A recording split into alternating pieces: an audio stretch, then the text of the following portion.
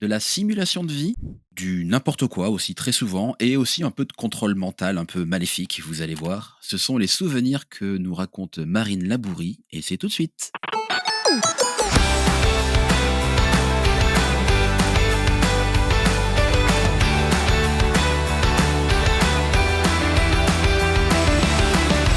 Bonjour, bonjour à tous et bienvenue dans ce 72e épisode de C'est quoi ton jeu? Et attention, pas n'importe lequel. Oui, déjà, on fête les 3 ans de l'émission.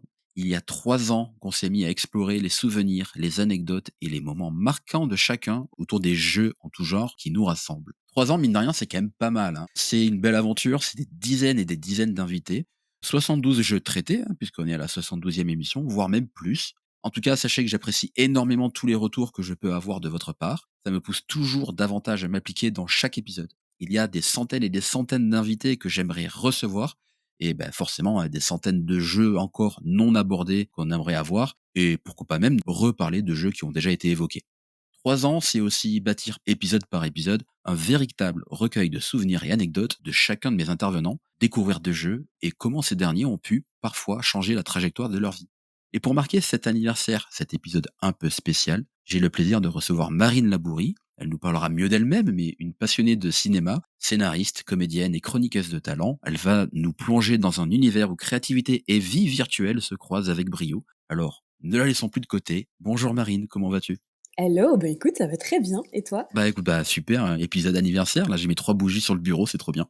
OK, bah joyeux anniversaire. En tout cas, ça fait vraiment plaisir d'être invitée pour une occasion aussi importante. J'ai pas de bougie de mon côté, je boirai un verre à la santé du podcast après. D'accord, bah écoute, ça me fait plaisir.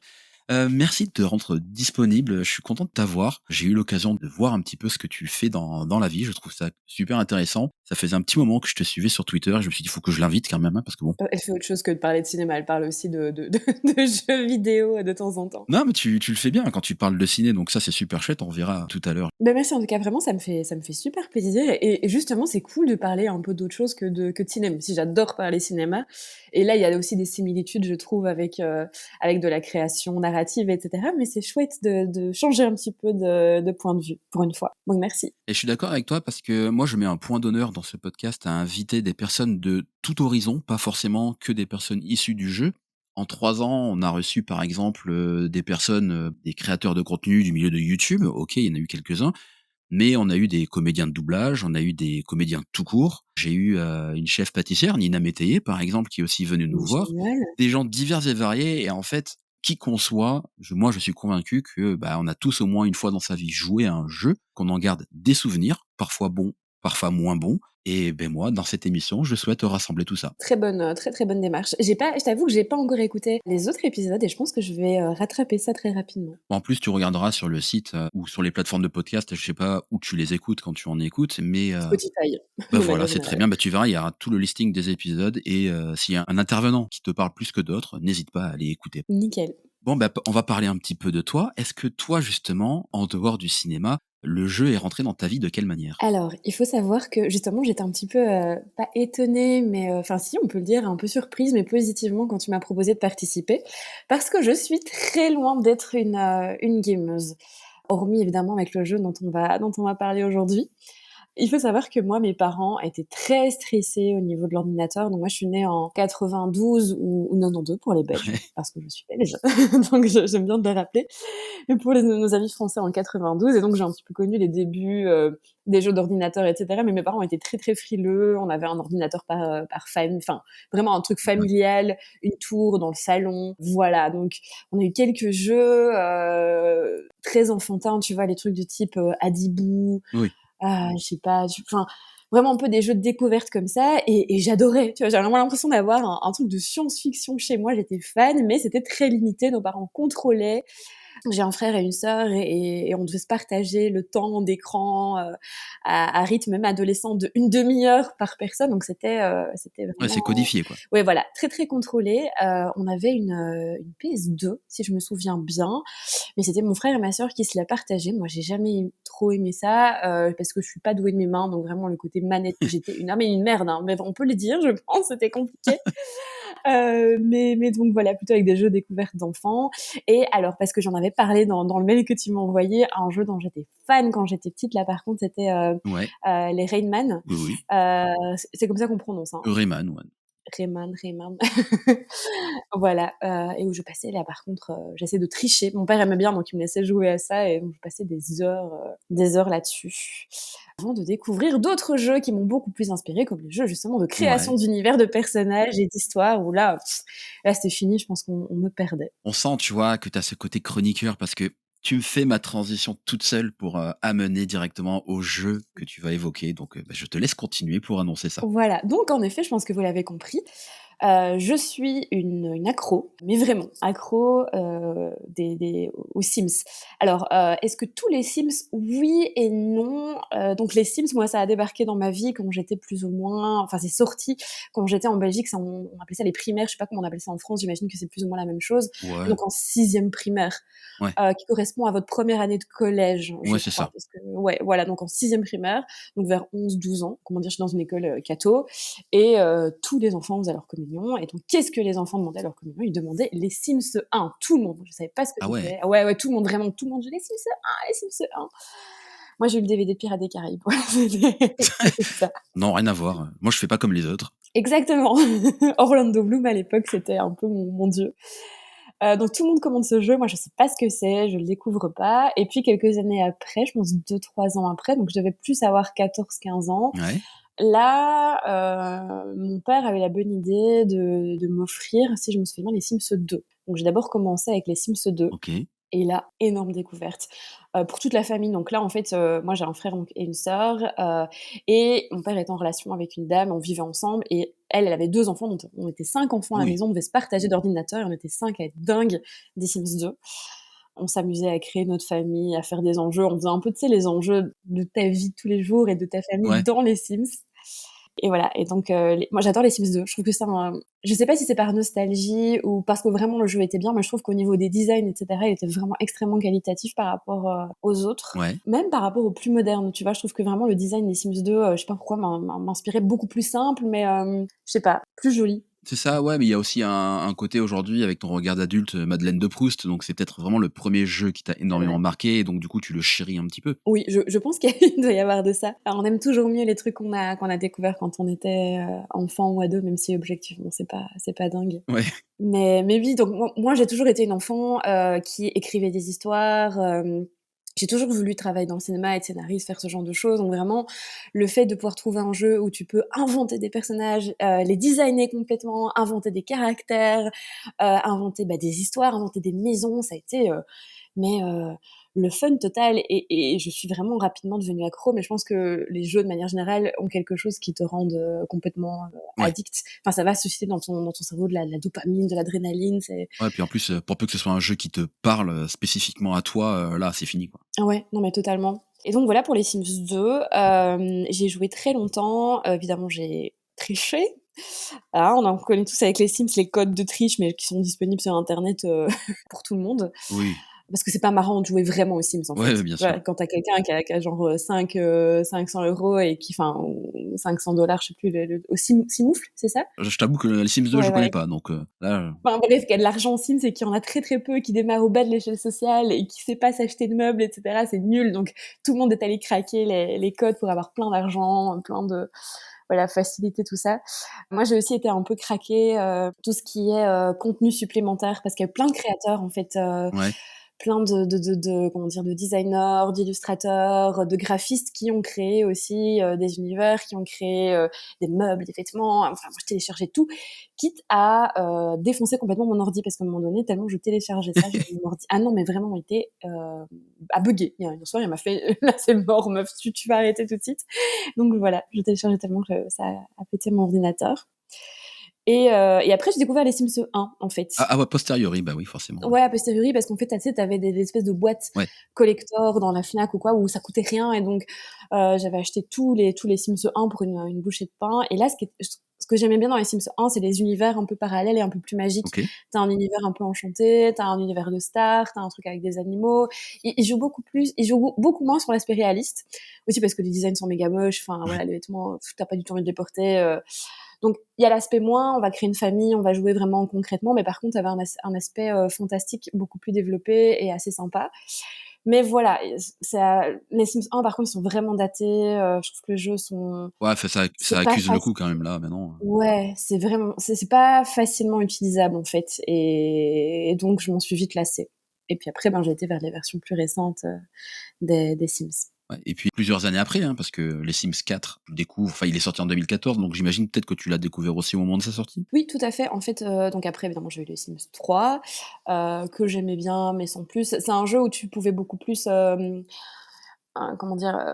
Customiser, tes Ouais, maisons, tes objets, mais en fait, ça te prenait beaucoup de temps, quoi. De pouvoir ouais, vraiment ouais, ouais, arriver à utiliser ce que tu customisais, ça prenait du temps, donc c'était très fatigant ouais. et ils ont abandonné pardon, ça dans les Sims 4, c'est plutôt une bonne idée et donc j'ai découvert ça en effet en 2014. Pour la petite anecdote, c'était une journée très particulière. En fait, c'est ma grand-mère qui me l'a offert pour un peu me déstresser parce que c'est une journée où la police a débarqué chez moi, mais genre, elle a limite fracassé ma Ah porte ouais, carrément. parce que ma sœur, avait fait une grosse bêtise. Enfin, des proches de ma sœur avaient fait une grosse bêtise, donc la police qui débarque chez moi, 7:00 du matin, en pyjama, tout ça, donc situation très compliquée et puis l'après-midi pour un peu me détendre, ma grand-mère m'offre ce jeu et elle a eu pas mal raison. C'est un beau geste et puis bon finalement, vu que tu vas quand même nous parler de ce jeu aujourd'hui, c'est que oui, elle a eu raison. Tout à fait. Donc les Sims 4, toujours, créés par, Electronic Arts, donc sorti en septembre 2014, Ouais, donc ça fait, un peu plus de 10 ans, hein, 11 ans, donc voilà 10 ans et demi, allez on coupe la poire en 2.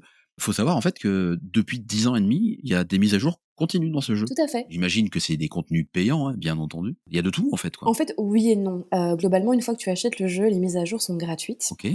Donc ça, c'est assez intéressant. Elles se font presque automatiquement et donc tu as souvent du nouveau contenu, de manière gratuite. Par contre, évidemment, on te pousse à la consommation à crever parce qu'on te dit voilà donc il y a un jeu de base et puis après tu peux acheter des éléments additionnels. Donc tu peux acheter un univers supplémentaire, tu peux acheter le fait qu'ils puissent Ouais, interagir ouais, avec des animaux, par exemple. Tu les Sims, les 4 saisons, enfin voilà, ouais. tu plein de types de Sims différents. Tu les Sims à l'université, tu les Sims au collège, enfin tu plein CD additionnels. Putain, j'ai dit CD, je suis Ah vraiment ouais, nulle à ce mais point.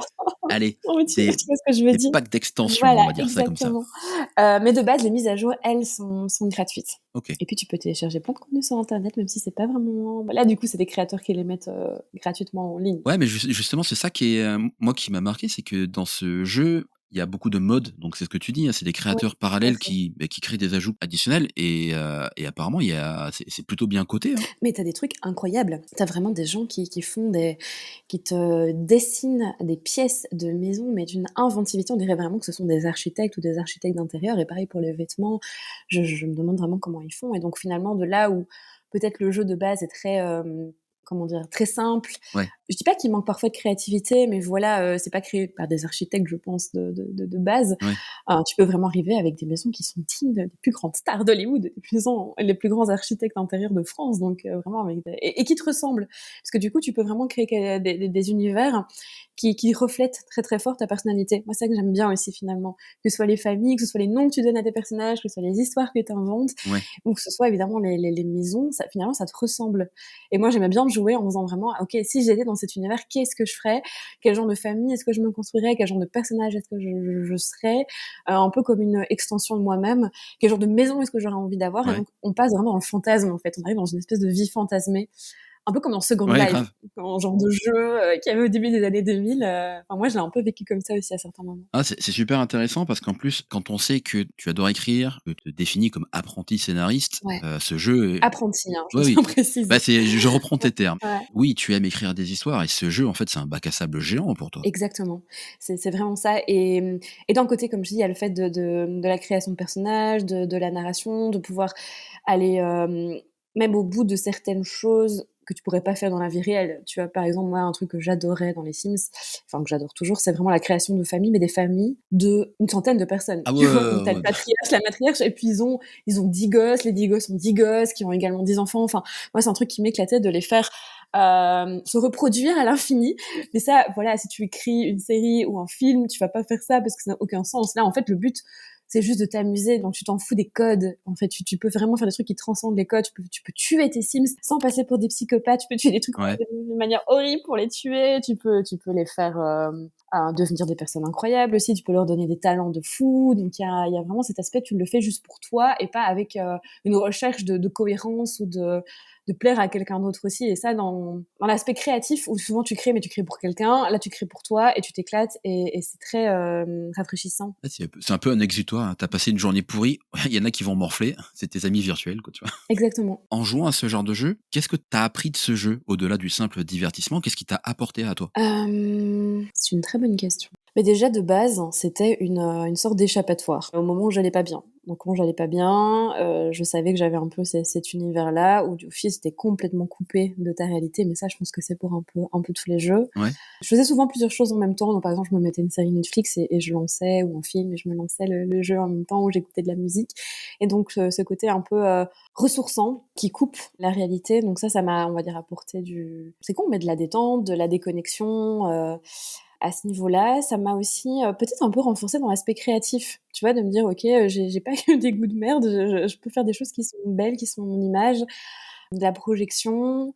Qu'est-ce que ça a pu m'apporter d'autre? Alors j'ai d'autres anecdotes, mais c'est plus de la création de personnages avec des gens qui existent dans la réalité. bah Mais bah, c'est vas-y, mais c'est partage-nous, je pas t'en prie. ça c'est pas en lien avec quelque chose que le jeu m'a apporté. Par contre, ce qui est assez drôle, c'est qu'à un moment donné, au niveau de la création de personnages dans le jeu, il y a 2-3 ans, je créais des personnages qui faisaient partie de mon univers parasocial. C'est-à-dire, pas des stars ou des machins comme ça, mais des gens, donc des youtubeurs OK. que je regardais, des personnes de podcast que j'écoutais et je sais pas, j'écoutais ça et du coup, en même temps, je les reproduisais dans le jeu. Je me dis, voilà comment je les imagine, et ça devenait, je jouais pas forcément avec eux, tu vois? Mais j'aimais bien ce côté, je vais les créer comme je les Ouais, tu retrouves des éléments de la vraie vie dans ton jeu ouais, pour, ce certain confort, quoi. exactement. Pour un certain confort et juste aussi pour l'amusement, me dire, voilà comment je les dessinerais si jamais je devais le faire et en fait, il y en a pas mal du coup qui sont devenus des potes par la suite et donc et ils ne savent pas qu'avant que ce soit mes potes et avant, que ce soit des gens très importants dans ma vie, c'était des Sims en fait dans mon jeu.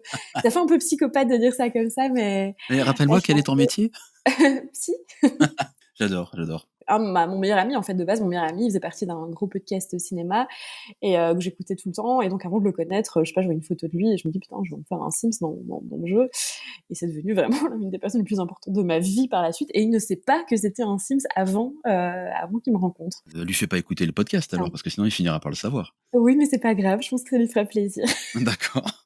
Est-ce que tu as d'autres petits moments, marquants ou rigolos à raconter par rapport à aux Sims 4? Bah, est-ce que tu y joues toujours, par exemple, aujourd'hui? J'y joue moins. En fait, j'y joue moins tout Ouais, simplement parce que, la vie fait que, j'ai beaucoup moins de temps pour moi et quand j'ai du temps pour moi, soit je le passe avec les gens que j'aime, soit je fais des trucs que je suis obligée de faire, en fait, donc c'est pas vraiment du temps pour moi. Donc j'ai vraiment je pense vraiment pour moi par semaine, je crois que je dois avoir 3 heures, même pas. ouais, Donc c'est compliqué et puis en plus j'ai des problèmes informatiques avec mon matériel et mon ordinateur ne supporte plus le jeu, donc ça devient ouais. un peu difficile. Donc là, pour le moment, j'y joue presque plus, en fait. J'avoue que parfois ça me manque de me refaire des après-midi, jeux comme ça, Je comprends en même temps, c'est ouais. comme à chaque fois quand je reçois des invités et qui me parlent des jeux qu'ils ont vécus, tu sens qu'à la fin de l'enregistrement: j'ai envie de m'y remettre un petit peu, j'ai envie de revoir ce que c'était», tu vois? C'est le fait d'en parler, ça soulève quand même quelque chose. Tout à fait. Et puis tu as l'aspect aussi, comment dire? En fait, un peu boulimique. Moi, j'avais ça, j'ai ça dans pas mal de moments. Je suis pas boulimique en général avec la nourriture, mais par exemple avec les jeux, c'est de et je pense que plein de gens qui vont jouer aux Sims m'ont dit la même chose, c'est tu l'installes, tu vas taper une semaine où tu vas y jouer matin, midi, soir, tu vas rêver de ça parce que moi je rêvais la nuit Ouais, de mes personnages Sims et de ce que j'allais faire et cetera. Mais et en plus tu vois pas leur passer en général 1 heure de Sims, c'est 5 minutes dans la vie réelle. ouais, Non mais je te jure, c'est vraiment dingue à quel point ça passe vite, à quel point tu passes du temps là-dedans. Donc j'y joue pendant une semaine non-stop, non-stop, matin, midi, soir, et cetera, pendant la nuit. Et puis après, j'en ai marre, je l'abandonne pendant 2 ans, et puis je me dis: «Oh bah tiens, je vais me retaper une petite session de jeu» et je relance le truc et là, c'est reparti en fait dans l'addiction. Et c'est vrai quand j'étais adolescente, par exemple, déjà avec les Sims 2, mon père, à un moment donné, était un peu alerté par rapport à ça, mais même s'il y avait du contrôle, il voyait quand même que, j'avais cet aspect un peu boulimique à passer trop de ouais. temps dessus et à abandonner, d'autres choses, j'avais moins envie de sortir dehors, par exemple, donc je fais quand même attention à pas passer trop de temps, dessus. Mais par exemple, pendant des moments comme le confinement, Oui, bah, je pense qu'un peu comme tout le monde, on s'est remis à jouer à ce genre de jeu parce que c'est du temps bien dépensé, facilement dépensé et qui te permet aussi un peu de t'évader finalement hors de ta bulle. absolument. Je voulais te poser une dernière question, c'est concernant les rajouts qu'il y a pu avoir au fil des années dans le jeu, est-ce qu'il y a un rajout qui t'a, plus intéressé que les autres? Mais je pense que, tout ce qui concerne la j'ai failli dire les saisons, mais en fait non, les saisons c'est un peu nul. Tout ce qui est un peu vie collège en fait, ça c'est vachement chouette parce qu'en fait, tu pas du tout ça dans le jeu. Ouais, Je veux dire, à un moment donné, cette étape de vie, donc tu as les enfants, enfin tu as les bébés, tu as les enfants, tu as les adolescents et puis directement ils passent jeune adulte. Mais jeune adulte, ça veut un peu rien dire parce ils travaillent déjà, enfin tu es adulte un peu plus confirmé donc tu pas cette période justement de post-adolescence et cetera et même les ados, tu les vois pas vraiment interagir avec leurs potes parce qu'ils sont tout le temps à la maison, donc tu les vois pas dans les cafés, tu les vois pas enfin si, tu as des moments de vie et cetera mais c'est assez limité que là, en tant vraiment que collège, là tu les vois vraiment avec des bandes de potes, OK. puis ça te projette un peu, tu sais, dans les films américains que tu regardais quand tu étais ado, donc c'est un peu aussi le fantasme, de vivre ça. Donc Ouais, ouais, c'était ouais. très, très, très chouette. Moi, j'adorais faire ça et puis globalement, je vais pas mentir, moi, tout ce qui me faisait kiffer dans les Sims, c'était les histoires d'amour et les histoires de cul. En général, vraiment, je tournais tout autour de ça. Une fois que ma famille était construite, c'était: «Bon, qui va sortir avec qui? Ouais, Comment? Qui va pécho?» Une fois qu'il y en avait un qui draguait l'autre, mais c'était mon objectif, limite toute la famille à côté pouvait décéder, je m'en foutais, je voulais qu'il arrive à pécho la ouais. personne en face. Donc Mais je crois qu'il y a beaucoup de joueurs de Sims qui ont joué comme ça. beh, c'est marrant, quoi. C'est un peu en fait, et là, c'est la psy qui parle, c'est un peu, l'aspect pulsionnel, tu vois? Des trucs que tu peux pas faire dans ta vie de tous les jours, Ouais, parce que tu vas pas commencer comme ça à aborder les gens, pour les draguer d'une manière hyper frontale, et plusieurs en même temps, je veux dire, c'est un peu compliqué. Et oui. tu vas pas faire ça et donc là, tu projettes un peu ce fantasme-là dans ce jeu et tu t'en fous, en fait, il y a pas par rapport à la vie réelle, il y a pas de conséquences. Je veux dire, si tu te fais Oui, c'est jeter, ça. tu t'en fous, tu te fais jeter, c'est marrant et donc tu testes des trucs et donc c'est un peu cathartique finalement de vivre ça, à travers le jeu, je trouve. Non, c'est vrai, c'était un excellent point de vue, j'avoue. Voilà, je pense on est beaucoup avec les Sims à, trouver des manières marrantes de tuer les personnages, de les faire draguer plein de personnes, à la fois, de les comment dire? De provoquer des espèces de conflits entre eux, d'aller, un truc un peu moins dysfonctionnel, c'est le fait aussi d'aller au bout de leurs aspirations. Tu vois? Moi ça j'adorais de le faire devenir le plus grand cuisinier par exemple du monde des Sims, ou le faire devenir, Oui. le plus grand artiste du monde des Sims. Enfin ça c'était assez chouette aussi. En 3 mots, comment tu définirais ce jeu? Alors, premièrement, bah, comme je dis, cathartique. La catharsis, donc de pouvoir vivre des choses dans un jeu que tu n'as pas l'occasion, ou Mmh. de vivre dans la vie de tous les jours, ou de le vivre d'une manière dont tu n'as pas l'occasion d'expérimenter dans la vie de tous les jours.